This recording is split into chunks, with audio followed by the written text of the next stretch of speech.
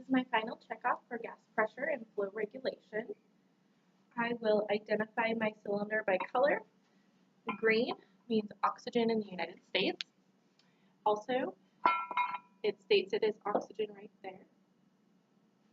There are some markings on the top of the cylinder. One of them is the Department of Transportation's marking.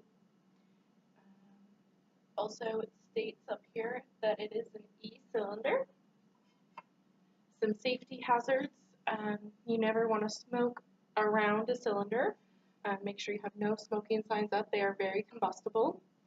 Also, you want to make sure that it is in a safety cart, or if it's a larger oxygen cylinder, you have it against the wall with a chain.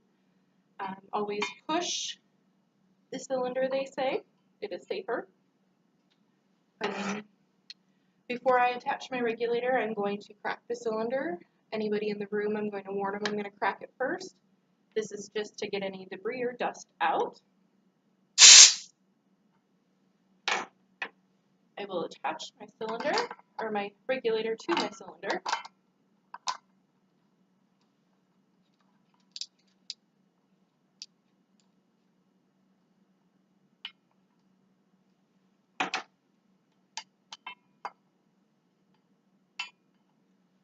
It goes from 1/2 liter up to 8.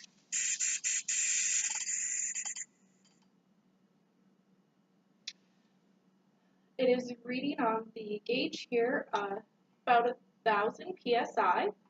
If I were to transport a patient with this tank, I would subtract 500 from that 1,000, which would give me 500 psi.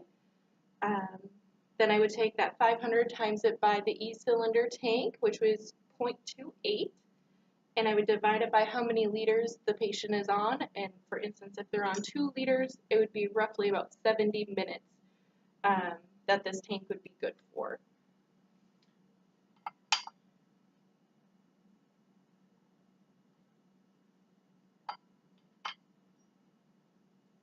I'm going to bleed the tank out before I take the regulator off.